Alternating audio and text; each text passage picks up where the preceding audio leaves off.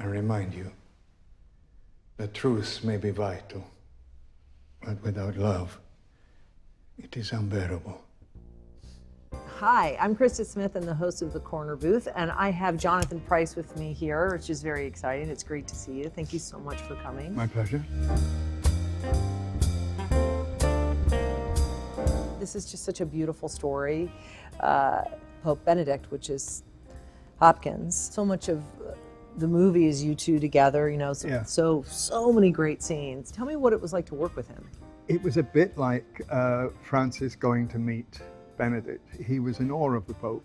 And I think going into those scenes with Tony initially, I was in awe of him, and I'm still in awe of him. Pure and simple, you implied the rest of us not living simply enough. Can one ever live simply enough? On married priests. I was misquoted. I said celibacy can be a blessing, it can also be a curse. Yeah? Non-homosexuality? All I said was No doubt misquoted again. taken out of context. Ah. I love him deeply. We had the most wonderful time working together. We made each other laugh a lot. He's in awe of me, and he because on the call sheet, I don't know if people know this, when you have a call sheet to go on the film set, you all got numbers attached to you. And I was number 1 and he was number 2. And, it was a cause of a lot of ribbing between the two of us. Of course, who's number 1 on the call sheet, right? Well, he would change the sign on my trailer. We'd put number 2 there. Oh, he would? He would be number 1. And when he emails me, he says, hello, number 1, this is Sir, number 2. He doesn't let me forget. I wanted to experience the moment with you. If I was Pope, I'd be in here every day. Ah, what else? What? Well, if you had been chosen, what would you do? Oh, Holy Father. Oh, this place would be different, I think. Huh? So talk to me a little bit about getting this project and becoming Jorge. That's a good title. Yeah. Becoming Jorge. I suppose it all started for me when Pope Francis was created Pope. The internet was alive with photographs of the two of us together. People pointing out the likeness. I wasn't very flattered. Yeah.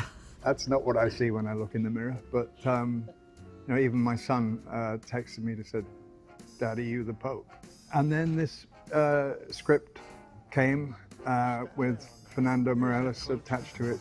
You know, I was at first a little doubtful about playing the Pope. It's kind of a big deal, and it's a great responsibility. But it was because it was Fernando was directing. I thought I desperately want to work with him. It's thanks to him really that my interest in the project grew. What was the hardest part in getting into him? There was nothing hard about it. I knew there were elements of him that I liked and admired. What he was trying to do, changing the Catholic Church and making changes within the Vatican was fine, but I didn't think it affected me because I'm not religious at all. But what does affect me and the rest of the world is how he's an inspiration for people to think of opening borders, not building walls, but building bridges. And I liked that aspect of him and thought this will be a worthy, good, honest project to be involved with.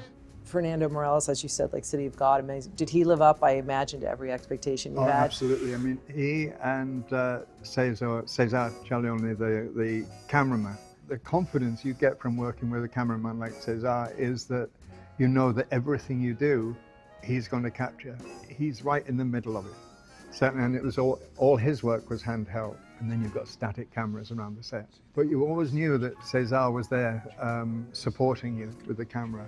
And then Fernando is just a fantastic man. He's very warm. He's also very intelligent, and he also knows exactly what he wants. He just guides you into the way of doing it, and then he sits back, and we all sat back and enjoyed the experience. You learned so much in the movie just about humanity and tolerance and pushing. I mean, that's the great thing about it is you know, that title could put people off, thinking I'm going to see a sort of a treatise about the Catholic Church, but what you're going to see is two men discussing issues of the day, discussing humanity in a very, I don't know, I'm surprised how much people laugh. And that's a great device. It's like theatre. You make people laugh and then you undercut them with the seriousness of what you're talking about. And I think that's the beauty of this film. It's very entertaining. We're at an impasse. You cannot retire from the church unless I agree to your going, and I cannot resign until you agree to stay. It's a conundrum, a theological conundrum. You don't understand. It could never be. We know in our heart of hearts that it could be.